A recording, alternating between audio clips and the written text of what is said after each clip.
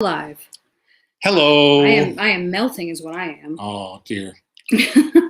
You are sort of the opposite of a thermometer or a barometer. Yeah, I wouldn't trust me on temperature. So I'm always about 1 billion degrees. Yeah. But especially now. Mm-hmm. Especially now. Especially now, meaning if you don't know, Jessie is not only pregnant, but very pregnant. Very pregnant. Yeah. Extra pregnant. Super pregnant. Yeah.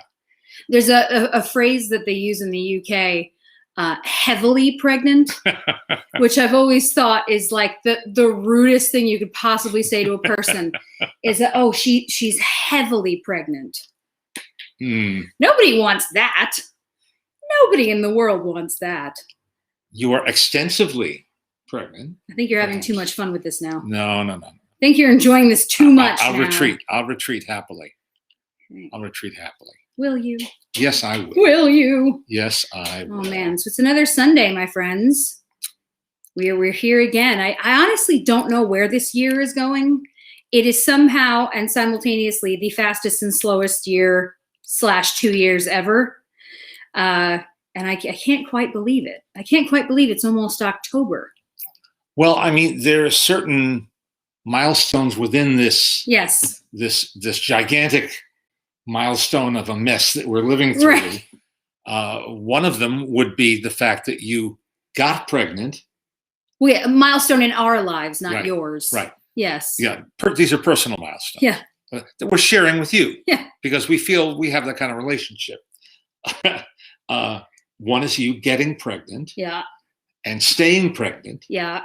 And being pregnant to this point where you're almost about to give birth to your child. Very soon. Very soon. And and you are also giving, was that your segue? Was that your attempt at a segue? No, I wasn't going to go that far. But it's not coincidental. Yeah. That I started writing this book I'm about to talk about during the pandemic. True. It was during that precise boundary line of time. And that now I have a finished book to show for it. These arrived on my doorstep Thursday morning. Very exciting. These are the hardcover. So far, as seen here. I think you're working a million. I don't know what that is. Yes, we are very excited about the book coming out too. Thank you. It's really, when you're an author, the most exciting thing that can happen is when your new book appears on your doorstep. And that is, it's a thrill. And I don't think he ever, I don't think any author gets over it, or I would hope they wouldn't. Yes. The excitement of it. And with this, thank you, Carol says, beautiful book, Mazel Tov. Mark says he ordered his already. Thank you so much, Mark.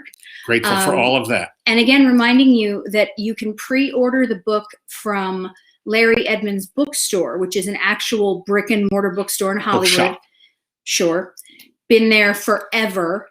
Opened in the late 1930s, has an interesting history. It really does. Mm-hmm. And the guy who runs it is so completely dedicated to the store, to authors. It's really an act of love. Mm-hmm. And so that, no, Edward, I have bad news. I can still see you. He says, I bet they can't see me this time. Is this a game? Are we playing a game, Edward? I can still see you. Yes. But yeah, you can pre-order from him. So you're putting your money into a real bookstore, and they will sign, my dad will sign all of those copies that you buy from them. Myself. Yeah, you. I won't send little avatars or minions or representatives to do that. I can't do your signature. I've always tried, and I can't for the life of me. It's scribbly, but in such a specific way that I can't imitate it. I've tried. You also do a lowercase L in cursive.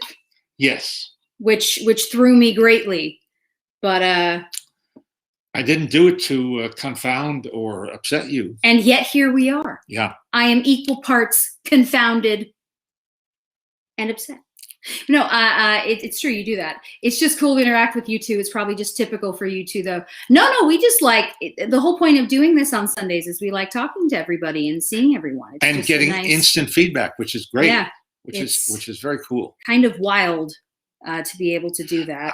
Over dinner last night, I was saying that I was sort of happy that this kind of instant two-way communication didn't exist when all the years that I was doing my movie guide, because even using snail mail, as we now call it, I got a lot. I don't even know that people call it that. I got an awful lot of response.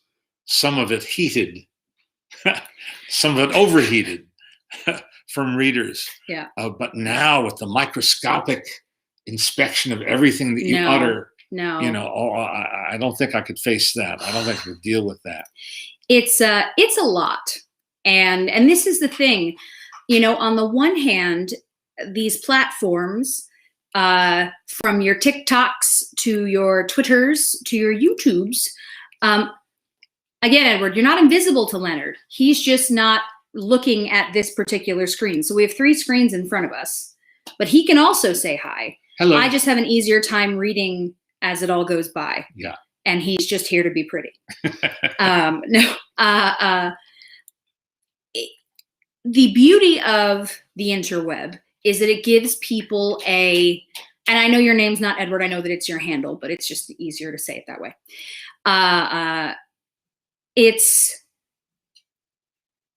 This gives so many people an opportunity. At the same time, this gives so many people an opportunity.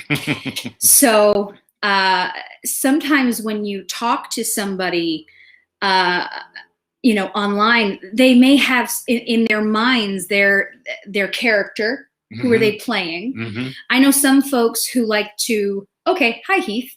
I know some folks who like to have a character, and the character is being a jerk. There are other people who just like to provoke, to argue for the sake of argument. Mm-hmm. And then there are those who do it because they love it.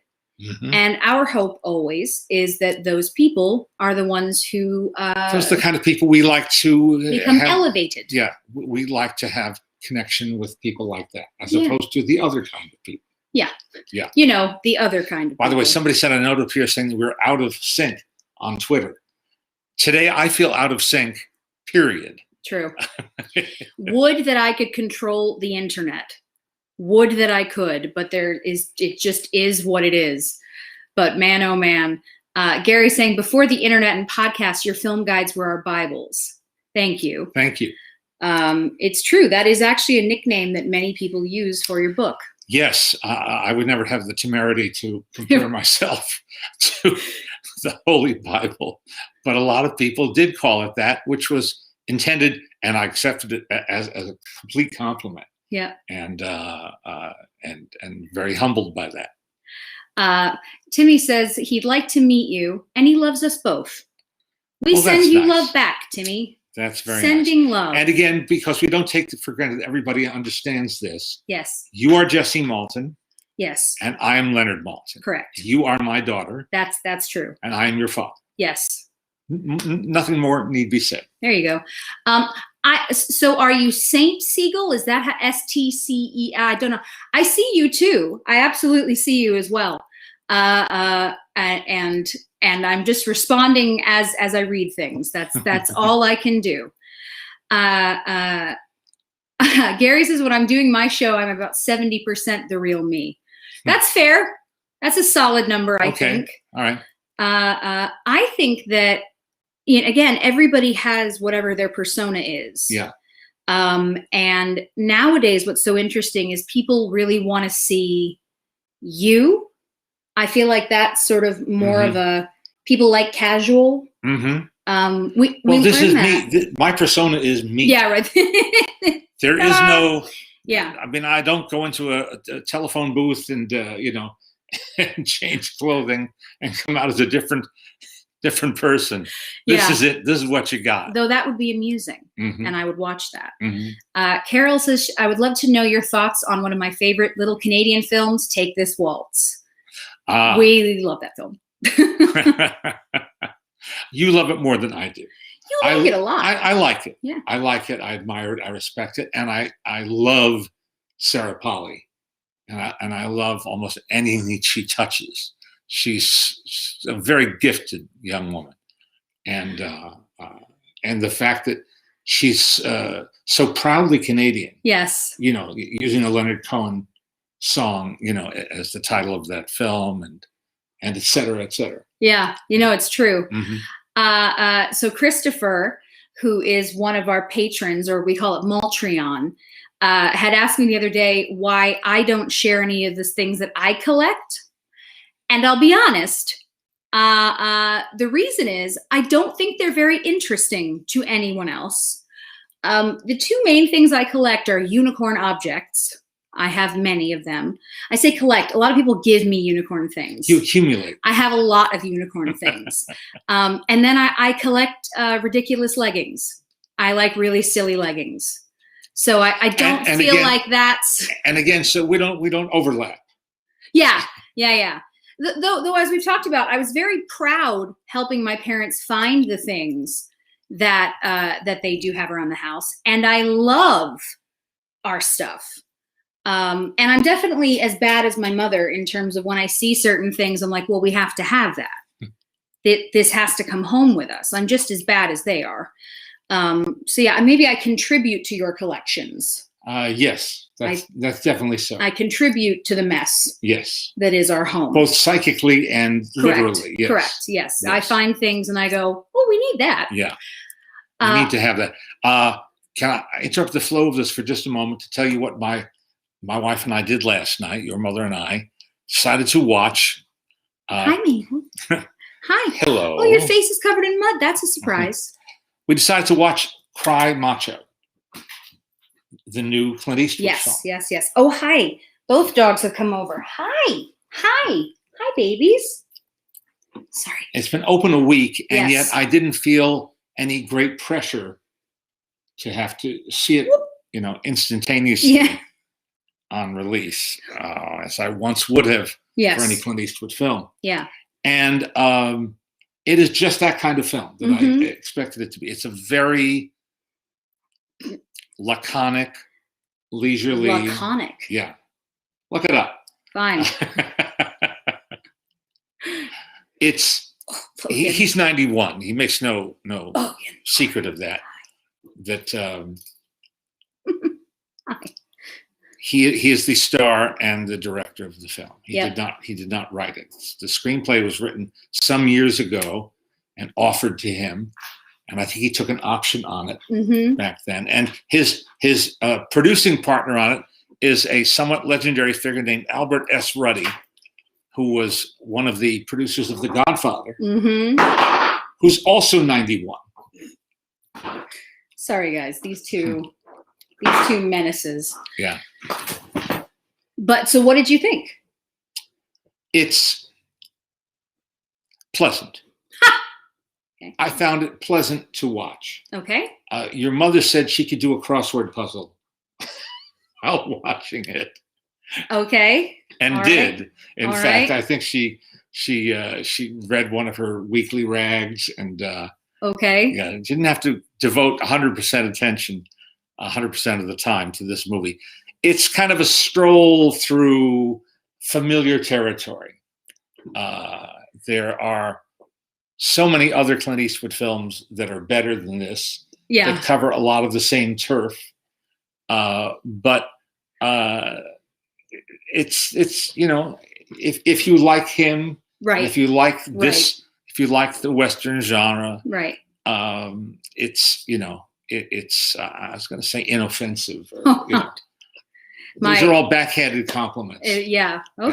But you know, Andy, my father-in-law is the biggest Clint Eastwood fan. He loves Clint Eastwood. And so he asked me a few weeks ago if you'd seen the film, and I told him no. So I wonder. He'll probably like it. He likes most movies. I mean, it's a likable enough movie. If you go in with a predilection for Clint Eastwood. Yeah.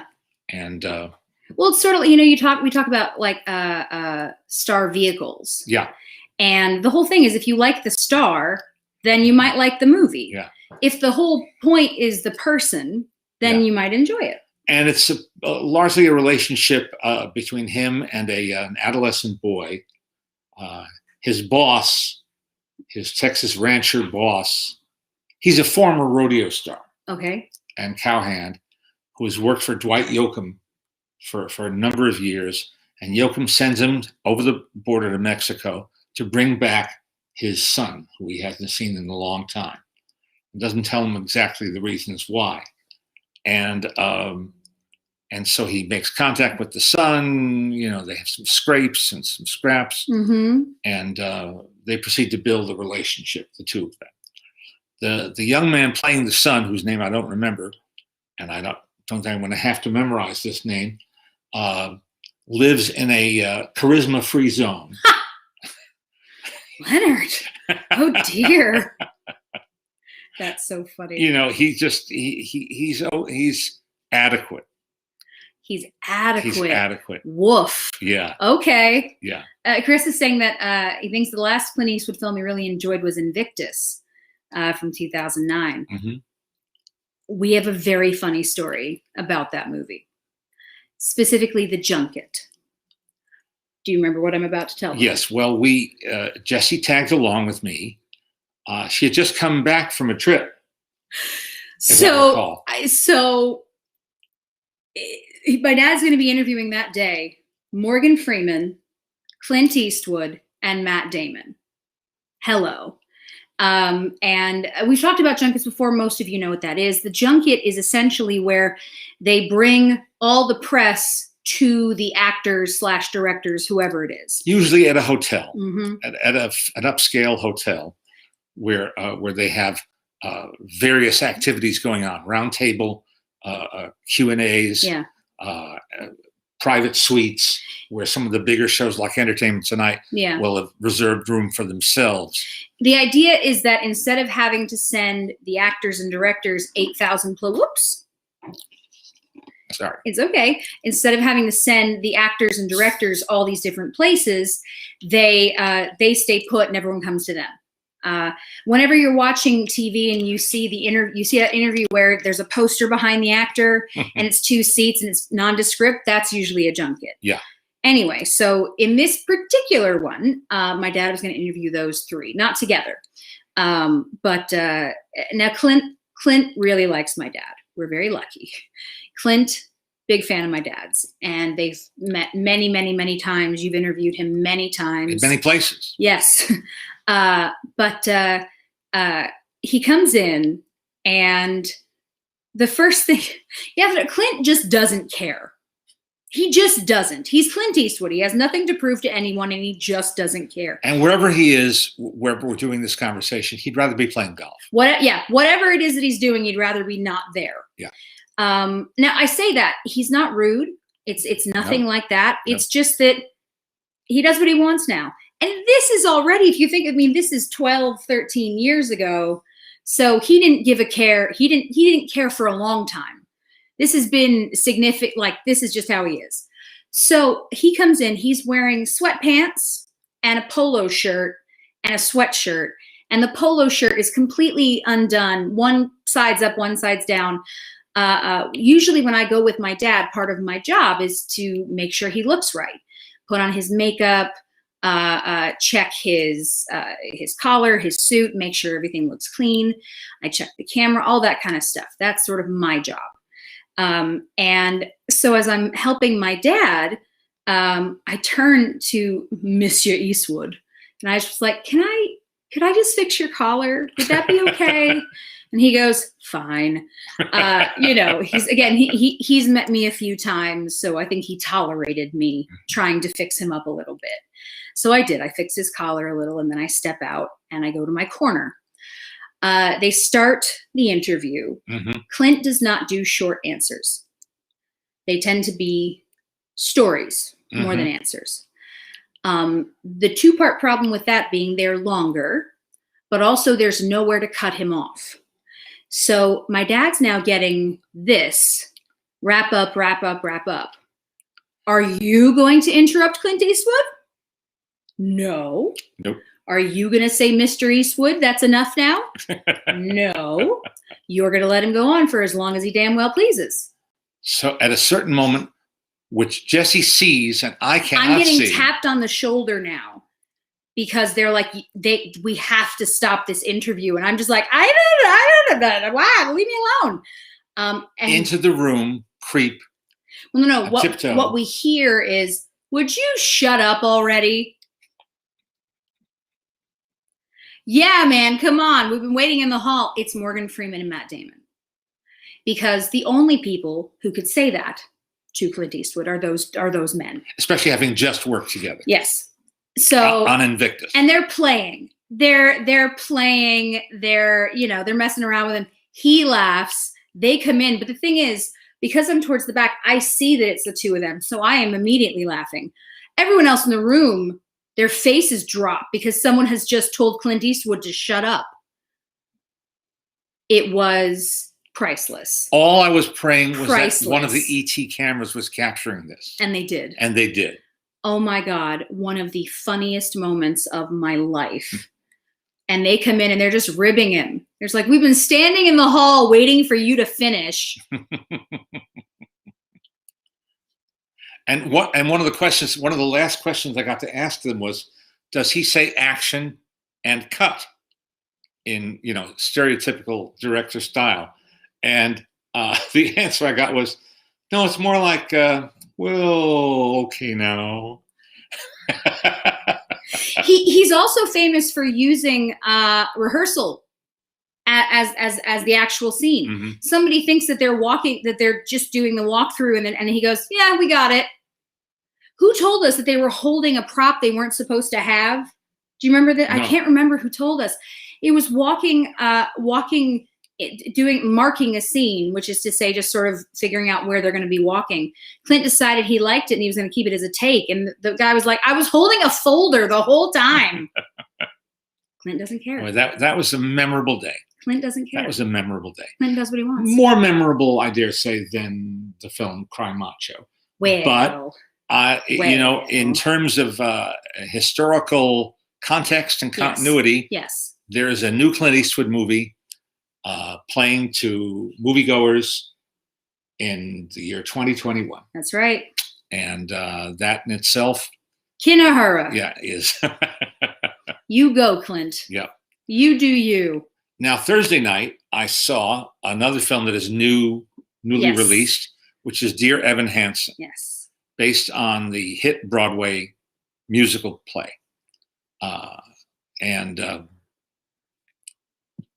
It was brought to film mostly by the original people who created it. Mm-hmm. The producers, the screenwriter, the composers, and Pasek and Paul, the two guys who wrote the songs, and the original star, Ben Platt. And the newcomer to the group is the man who was my guest in my class Thursday night, Stephen Chbosky, who is a proud USC cinema alumnus and the author of The Perks of Being a Wallflower, which he started writing when he was a student at USC. Mm-hmm. And so he associates all that, and he's been very kind, very generous. Yeah. And he's a really lovely man who cares very deeply. Yeah. And is the right guy this is the right kind of material for him.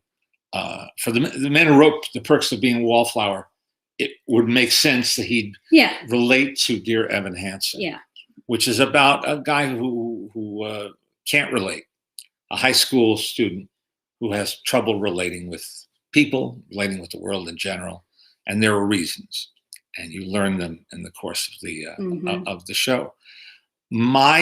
I think my criticism of the film is more generic than specific, which is that when you see a play, you're some distance from the actors, and so their emotions or their portrayal of their emotions aren't in your face. And movies, of course, can be a close-up medium. And I don't think the close-up medium suits this material. I think it does not benefit this material or his performance or Ben Platt's performance because it's too intimate. If anything, it's too intimate. And I've been thinking this through, and I'm trying to, put into words, what my feelings were watching the movie. And the movie has many attributes, but that works against it, I think. Now, having just seen another play translated to the video medium, Come From Away, which your mother and I saw on stage here in the LA production, I think the National Touring Company, they shot it the way Hamilton was shot. Right. Which is sort of a hybrid, a combination of you being in the audience, and feeling the feeling of being in an audience watching a play on a stage, and that intercut with close-ups. Yeah. And more intimate action. I think it's very well done, just as Hamilton was. You feel the energy of a live performance, and it's also a great record. It's a great permanent record of what the play was like. It's so tricky whenever when you try to make a movie into a play or musical, and vice versa. When you try to take some of that and put it into a movie or TV show or series or whatever it is, it's tricky. And some things just don't work, and some things do.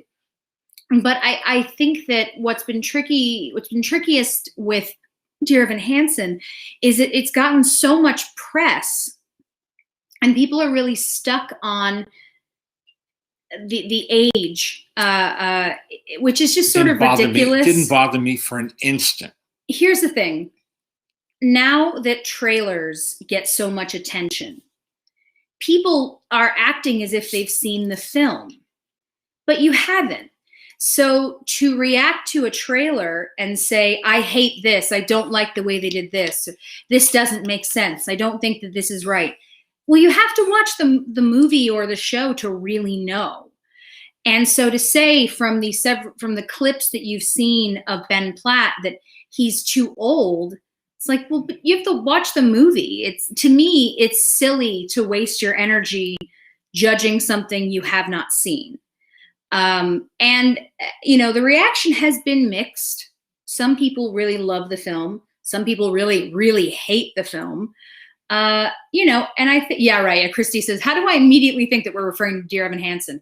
Exactly. Well, because you look at what I look at, and people have just lost their minds over this. People were going crazy over Ben Platt being cast.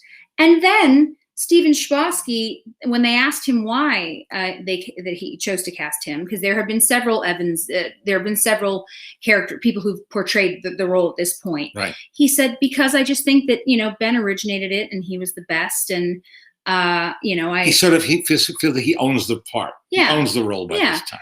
And it's just sort of silly, as I say, to waste your time over a trailer. Now, if you watch the movie and you feel like, I don't think that this is so good, then that's completely up to you. That's fine. But at least give it a chance before you judge it based on nothing. That's just sort of how we feel. So those are my reports on the two newest movies that I've seen. Yes. And Lars Christian says, happy Sunday from Norway. Thank you, Lars. Hello. We very much enjoyed Norway. It's an absolutely beautiful place. We saw the fjords. We saw many a fjord and ate many, many pancakes. Many pancakes. Which is really just two of the things I enjoy most in life. What more could I ask for? Did you like the movie Whiplash? Oh, yes. Yes. In fact, I was on the U.S. dramatic jury at the Sundance Film Festival that year and was one of the people who voted for and then got to present the award for Best Picture. And which was a pleasure, and that's how I met Damien Chazelle, who later came to my class at USC with the film, and he came back with La La Land. Mm-hmm. So that all turned out very well. It's always fun bumping into him. He's a really intelligent guy. and I love getting to talk to him. But yeah, I like Whiplash a lot. It's another one where, because it got so much attention, again, we talk about this, there are smaller movies. Every year, at least one small movie goes kablooey, and everybody hears about it, and everybody hears it's the best thing ever. And then by the time they see it, they go, I didn't think it was the best thing ever. Well, with Whiplash, we were lucky because we saw it early. And it's the greatest part. The greatest part of being a critic or on a jury is seeing films, knowing nothing about them, no expectations, no buildup. It's tough. Christy's saying, I intentionally have avoided reviews. I want to make decisions for myself. What do you mean you want to make up your own mind, Christy? What do you mean you don't just want to follow what everybody's yelling about, you silly, silly woman? Ken is saying, have you seen the new James Bond yet? No, next week. I will be seeing it this coming week. And I haven't read a thing about it deliberately. Yeah. And I know, and I'm sorry, I know this. I know it's long. Yeah, that's always tricky. That's always tricky there. Rodrigo saying, are you going to watch the new James Bond movie? Yes. Who do you think will carry on the role of James Bond after Daniel Craig? Anybody who wants to. Yeah. And who's suited to it. We again, something that I've asked you guys before. I really think that whoever it was that you saw first play a role tends to be the one that sticks in your mind. So we were just talking about this last night, actually. I said to my mom, for me, George Reeves is Superman. George Reeves is Superman. He's the first Superman I saw. My dad showed me the serial. Which I grew up watching that TV show and then being in love, like so many baby boomers, the first TV generation, just lapped up that show. And was part of it that you could feel superior to the show as you do when you watch old Republic serials? Yes, that was part of the appeal. But the charm of George Reeves. Oh, yeah. Talk about charisma. Man. So for me, he's my Superman because that's the one I grew up with. You've said that your Batman is Adam West. Adam West, because that's the TV show. That's what you grew up with. When it comes to James Bond, again, I think everybody sort of has their own experience. If I close my eyes, I see Sean Connery. That's the Bond I saw first, and to a degree, I can't see anyone else as Bond, even though a number of people, love others, and you're allowed to. But as I say, there's something about the first one you see that just sticks. So I think you're the same, Sean Connery. Yeah. I will never forget seeing. I missed Dr. No, but I saw From Russia with Love when it was new in a theater, and I'd never seen anything so cool in my life, because films at that time, Hollywood movies at that time, did not offer the unique combination of sex, violence, action, adventure, and there's a vibe of, I can always only think of as cool as the only word that seems to sort of say it all. But it's true. Yeah, it's true. And then of course came all the pale imitations from Hollywood, none of which measured up to the standards set by James Bond in those 007 films. So I saw From Russia with Love and Goldfinger, and it's like I was hooked. Yeah. And again, it makes perfect sense, it makes perfect sense. So who could be the next Bond? There are a number of people, really. There are a lot of folks who you have to have that certain something. I would think that Chris Pine would be a good Bond, though people may, just because to me, he's missing that little touch of exotica, I think. I don't know. Yeah. But like when they first mentioned this 15 years ago, I thought Clive Owen would have been the perfect James Bond. Yeah. Well, even, they've gone back and forth. They've always talked about Idris Elba. I think he'd be a great Bond. Again, it's all about, it really is to me all about, do you believe that a person can do whatever it is that the character does? So why do the Mission Impossible movies work? Because you believe that Tom Cruise can do all of those things, mostly because he can. But it's like, if I don't believe you, if I don't believe that someone, and we've had this conversation where, you watch a movie and a woman is supposed to be the most fascinating, magical in the world. Everyone falls for her. And as the audience, you're going, really? She's okay, but really? Same thing to me with anything, is that you have to watch it and go, yes, I understand why why in part is Gal Gadot such a great Wonder Woman, even though I don't love the films. She's Wonder Woman. You believe her. She's a spectacular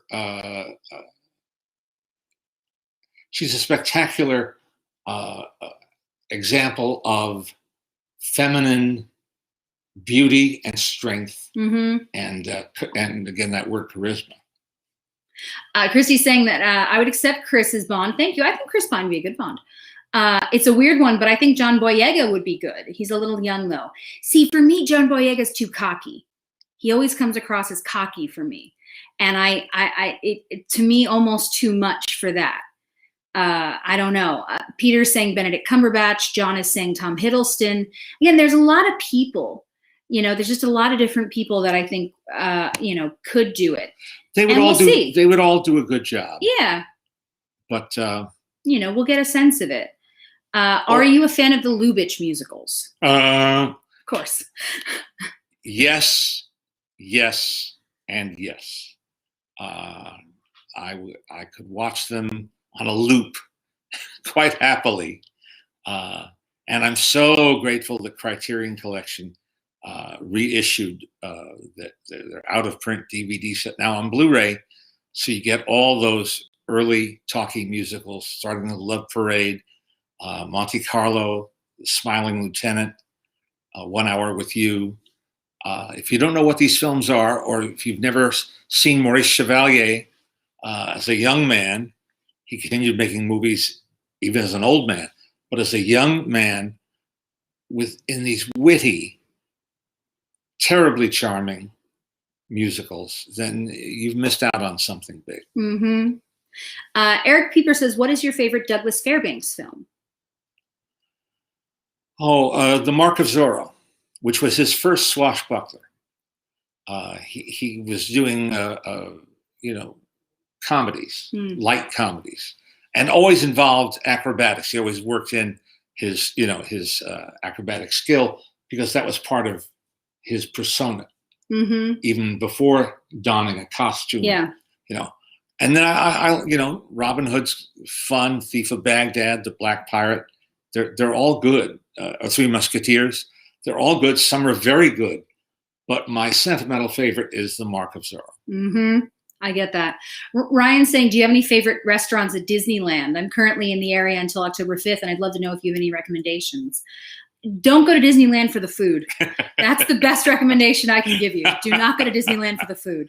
Except the churros. The churros. Yeah, let me rephrase. For actual food, don't do that. For the things that you're not supposed to eat, plenty of options. Though I do know folks are big fans of the turkey leg at California. I hear tell. Yes, yeah. Many a person I know goes just for that. Did you watch the Elvira special on Shudder? No, I did not. Someone randomly on Twitter the other day said, why do you hate Elvira so much? There are two people. And I was like, where did you cut? Who hates Elvira? There may be some reviews of some of her films in the movie guide that are a little snarky. Yeah, but nobody hates Elvira. No. She's a badass. Yeah. Blue Bayou is fun. There's a lot of things at Disneyland that are fun. Again, I just don't. When I've eaten at Blue Bayou, I go, oh, it's food. I ate it. Again, definitely the experience. But yeah, I don't go to Disneyland for the food. Do you still have appointment television? Well, you don't. Not really, although I'm getting into I confess, I'm getting into the habit and knowledge that Ted Lasso now drops on Fridays. That's right. And Murders in the Only Murders in the Building drops on Tuesdays, I think. Okay. And we just caught it with a couple of episodes of that. Yep. Martin Short.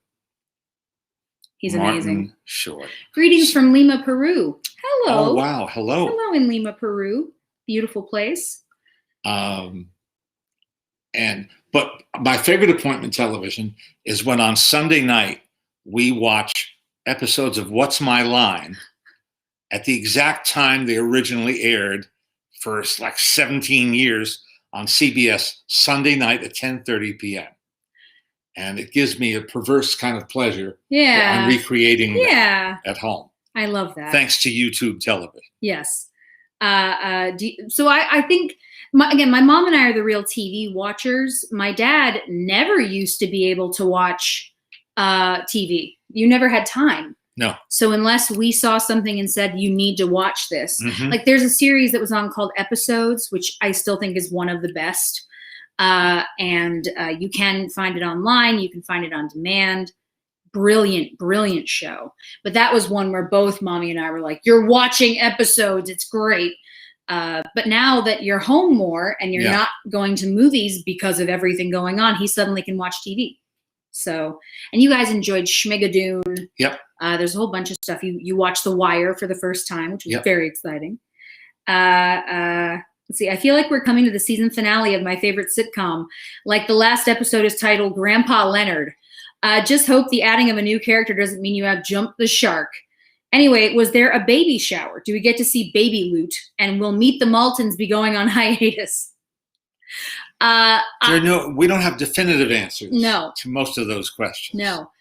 I did not have a baby shower.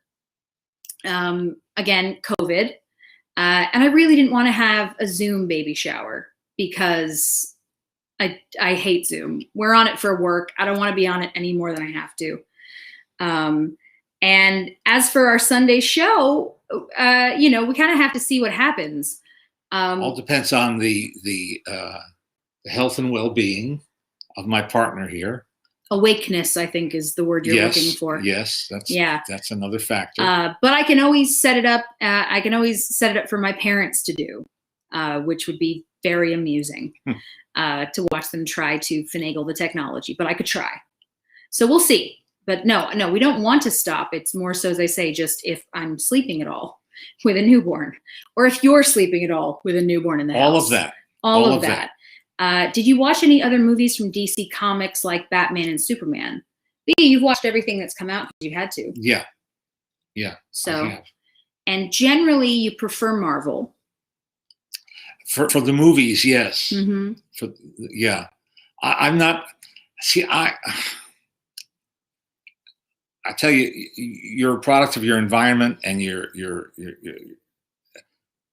forces that are imposed upon you that you didn't necessarily choose. I grew up watching the Superman TV show, which was a kids show. It was aimed at children, just like the Saturday serials were aimed at children. So that was my immersion in Superman for the first 10, 15 years of my life. And Batman was done in a campy style, as we now know, that helped introduce people to the word camp or high camp. Kirk Allen ruled. Well, by the time I finally saw those two serials, the two Superman and the two Batman serials that were done at Columbia Pictures in the 40s and the early 50s, it was retrospective showings. I met Kirk Allen. I met Noel Neill, which was great, and Phyllis Coates. But those films are pretty sucky. Those serials, even by the standards of Sam Katzman's serials, These are not very good series. Mm-hmm. Very funny. So that's why I say Adam West is my. Yes. And I respect Frank Miller and what he did to reinvent Batman, and I respect certainly what Christopher Nolan and his brother did in creating Batman Begins, a film I like quite a lot, but I didn't like how dark they went afterwards. It's not my hashtag pretty sucky. There you go. It's Jonathan's birthday today. It's her 26th birthday. Happy birthday, Jonathan. Jonathan is the one who is obsessed with all things animation, and I understand that. He's saying so. It's also Christopher Reeve's birthday today. So yesterday it was Christopher Reeve's birthday. Today, Olivia Newton-John. He's saying, do you have any moments with Christopher Reeve? I got to interview him once, just briefly, after his accident. And you know, it was a unique experience. It was a one-of-a-kind thing. You're walking on eggshells. At least I was walking on eggshells, not wanting to be disrespectful, not wanting to be flippant.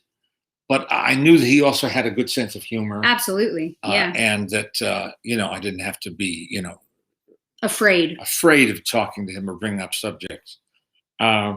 He was, he was a nice man. And I thought he was very good as Superman. He was a really good Superman. Happy to see that there is now a Woody Woodpecker Blu-ray collection. Yes. Do you have a favorite Woody? Mine is The Barber of Seville. My favorite non-Woody Lance cartoon is Chilly Willy in The Legend of Rockabye Point. The Tex Avery cartoon. So you have very good taste, may I say. Or we have the same taste. Yes, which is similar. Similar reaction. Do you have a favorite Woody Woodpecker? Well, I think it is The Barber of Seville. You can't go wrong. But all those cartoons from that period, from the mid-'40s, directed by Seamus Culhane, then called James Culhane, they're really, really good. Ski for Two, which was put out on Castle Films as Woody Plays Santa. That's right up there. I love Chilly Willy. I'm a big fan of Chilly Willy. Lightly Flying Over the Snow. I had to learn. I found out the name of that song. Of course you did. It's called The Sleigh. You could look it up. That's so funny. That's so funny. Since y'all been talking about Belfast, what are y'all's favorite Irish films? Well, Sing Street. Sing Street, right up at the top of the list. Along with Once. The Boys and Girl from County Clare is a movie I like very much. Yep. There's a movie called Mad About Mambo that I love, that I don't think anyone has ever seen, but I love it very much. What else? There's a lot. I like a lot of Jim Sheridan's work. There's a small film we saw at Fantastic Fest that is online called The Young Offenders. The Young Offenders. I don't remember if it's Netflix or Hulu, but The Young Offenders is very funny. Took the country by storm. Made more money at the box office in Ireland than Titanic. Yeah, it was a big thing. Huge sleeper success. Yeah. And if you look at it, you'll see why. And I love telling people about it. I love having people watch it. It's so much fun. And my wife and I recently revisited Carol Reed's great film of the Graham Greene story, Odd Man Out, with James Mason. It's such a good movie. Such a good movie.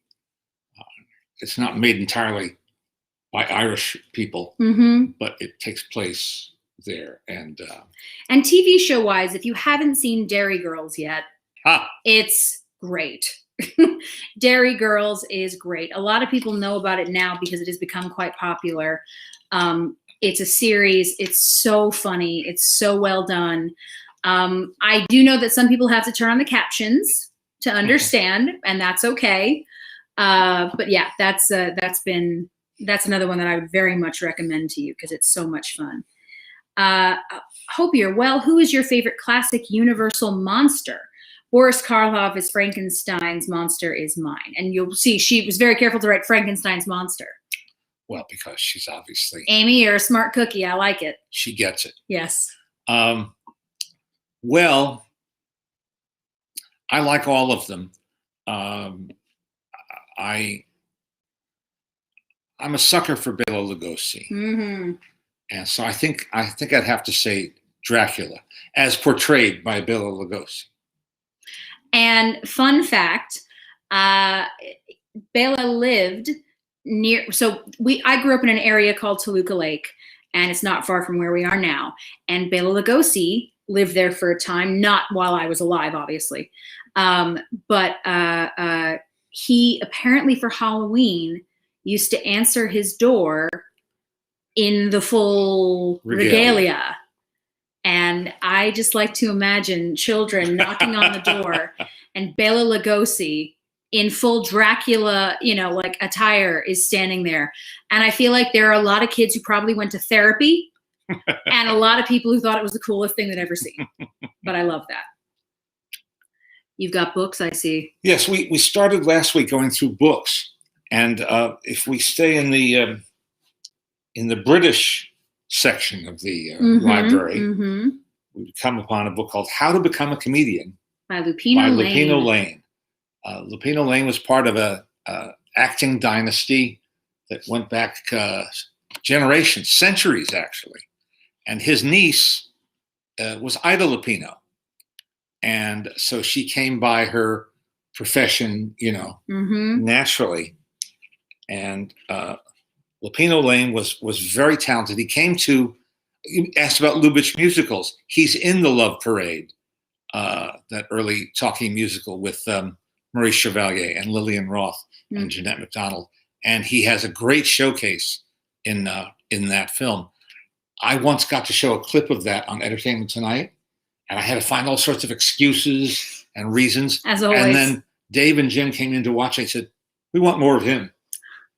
So anyway, this is a copy of his book, How to Become a Comedian, that I found that was autographed to a lucky reader in 1954. Very cool.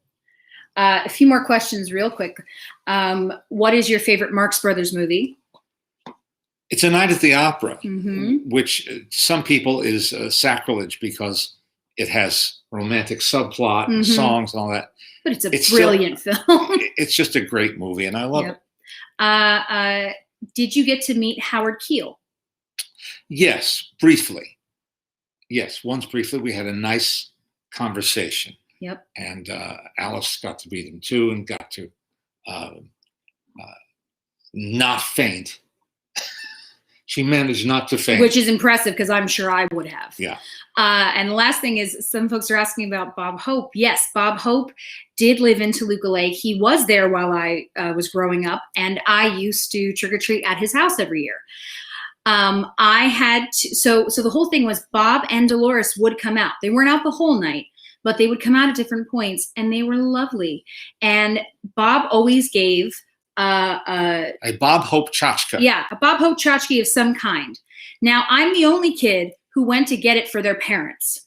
So it was a Frisbee, there was a Pez dispenser, all kinds of stuff.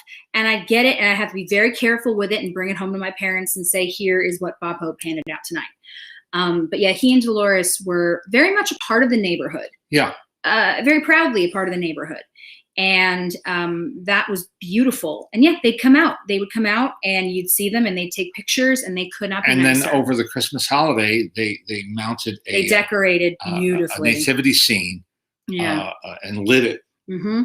And it was like a must-see stop on the Toluca Lake tour. When they both passed, it changed a lot of things. Yeah. But yeah, trick-or-treating at Bob Hope's house, definitely one of the coolest things I've ever done. Yes, absolutely. Now here's a book called Nibbles and Me. I wish I had the original dust jacket. It gives me goals. There's things to still shoot for in life as a collector. Written and illustrated by British-born star Elizabeth Taylor. Mm-hmm. And to Leonard. I got her I got her signature inscription. Whoop. Sorry, folks. Ken is saying, your thoughts on Mark Hamill turning 70. Well, you turned 70 last year. I got through it. All the cool kids are doing it. I got through it. I'm still here. Yep.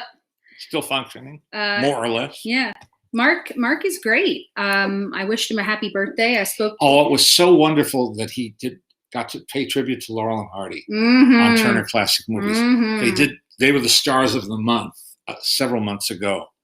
And he talked about how he came home for lunch every day from elementary school in time to watch on local LA television, of course, Laurel and Hardy. And then later he worked with Peter Cushing, who appeared in A Chump at Oxford during a brief sojourn to Hollywood for the young British actor. He ended up going back to England. And then he got to work with Alec Guinness, of course, as Obi-Wan Kenobi. And Guinness was a huge Laurel and Hardy fan. And there was some talk of him maybe playing Stan Laurel, because they had their faces were not dissimilar, and that he could sort of put on a Stan Laurel face. And speaking of Stan Laurel, I have a book here called I Knew 3,000 Lunatics. And the only reason I own this book is that I was at a book sale, opened the front cover, and found that inside.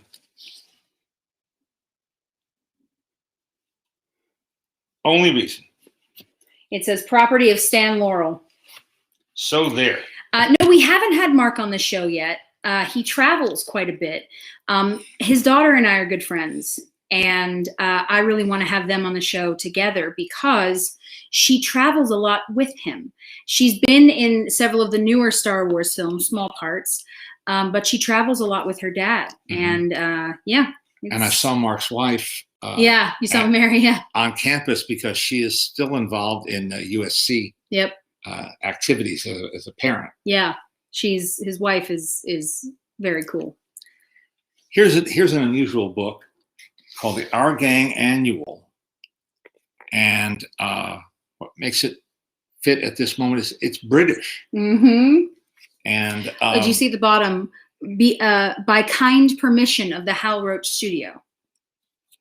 And right up front is a beautiful tipped-in color portrait of Dickie Moore.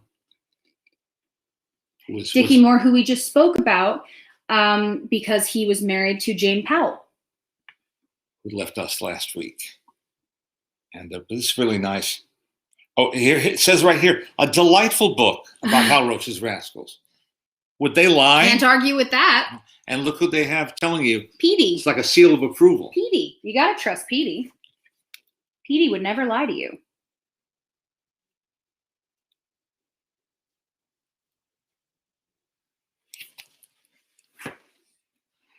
What else you got? Here's a book, one of several, by an aspiring writer who came to Hollywood, but still published some novels while he was earning a better living writing Rin Tin Tin movies, Darrell F. Zanuck. And in front of here it says, Habit, a thrilling yarn that starts where fiction ends and life begins. Ooh. This is from the 1920s. And then things you look for, and if you're lucky, you find this very elaborate, very slim, but elaborate book was the official program book for Howard Hughes' Hell's Angels when it played at Grauman's Chinese Theater in Hollywood. And there's a picture of its female star, Jean Harlow. Drink something. Yes. Thank you. Is there a character actor caricature Leonard would enjoy? Well, we have a number of Hirschfelds. We love all that kind of stuff. And I would say Hirschfeld's one of your, I don't know if I'd say heroes, but I mean. He is. And Al Kilgore, who was not only a brilliant caricaturist, but became a dear and cherished friend of mine who did wonderful work and never got the recognition he really deserved. Yeah. The whole thing with the caricature is it's when you look at it and it makes you laugh because there's some sort of detail that immediately pops out, you know? And of course, for me with Hirschfelds, I love Hirschfelds because I love counting Ninas. Now look at this. I don't know if this is going to show up or not, but I'm trying to have the light reflect on it so you can see. This is a hand-tooled leather cover for a program, a very slender program book of Douglas Fairbanks Sr.'s The Thief of Baghdad during its premiere run at Sid Grauman's Chinese theaters, the grand opening program. There it is. And it's just... it's beautiful. It is exquisite. And it's in darn good condition. And it says here, forward, there's Sid Grauman on the left-hand page, and Doug, of course, on the right-hand page. There you go. Hold it there. There you go. And it says, this occasion marks another step in the quest of an ideal, an eager groping for a vague, intangible beauty. The Egyptian theater is linked immeasurably with Robin Hood, The Covered Wagon, The Ten Commandments, and now The Thief of Baghdad. So it's not the Grauman's Chinese, it's the Grauman's Egyptian theater. Mm-hmm. A vision of glittering minarets, fantastic forms, and shimmering shadows seen through the gossamer veil of our dreams. Yeah. To Douglas Fairbanks, that superb dreamer, this theater is grateful, says Sid Grauman. Not going to argue with Sid. And we are grateful that those theaters still exist. Yep. And it makes me happy that so many tourists do still go and see them, even if they don't understand how important they are. It still makes me happy to know that people get to experience them and the history lives, I should say. Where did you find these marvelous books? My God, everywhere. Well, everywhere. For many years, Alice and I went to every weekend. We'd go to an antique show or a flea market, garage sales. We were never that diligent, but we always tried to, make the rounds whenever we could. And if you look around this house, you'll know that you were successful. In our travels, we would also look for, places where one could find things like this. Mm-hmm. And sometimes you get lucky. Sometimes you just get lucky. You happen to go to a dealer who has one of these books and doesn't appreciate its value, mm-hmm. and and has marked it low. Great. Sometimes they have a clue to what it's worth. Yeah, that's less fun. Yeah, but that's, and then came eBay, which changed everything. Which changed everything. Which weeded out literal tons of material mm-hmm. from the attics and closets of the world. Yes. And made these things widely available, and so not too many bargains there, but in some cases, decent, fair prices paid for things, just because I'm interested. Not necessarily everybody is. Not everybody would be excited to get a Lifesavers book. Oh, stars. Save these for next week because they're so good. Yeah. This is a little taste. No, I'm making you save them. All right. I'm making you save them for next week. I will do that. We will also talk about, because a few people asked about the Academy Museum that will be opening. My parents are going to their opening night gala on Tuesday night, and they'll be able to tell you much more about it then. But yeah, as usual, thank you all so much for joining us. We love spending some of our Sunday with you. We hope everybody is safe and healthy, and stay that way. Yeah, take good care of yourselves. Be kind. Be kind. We will see you next week.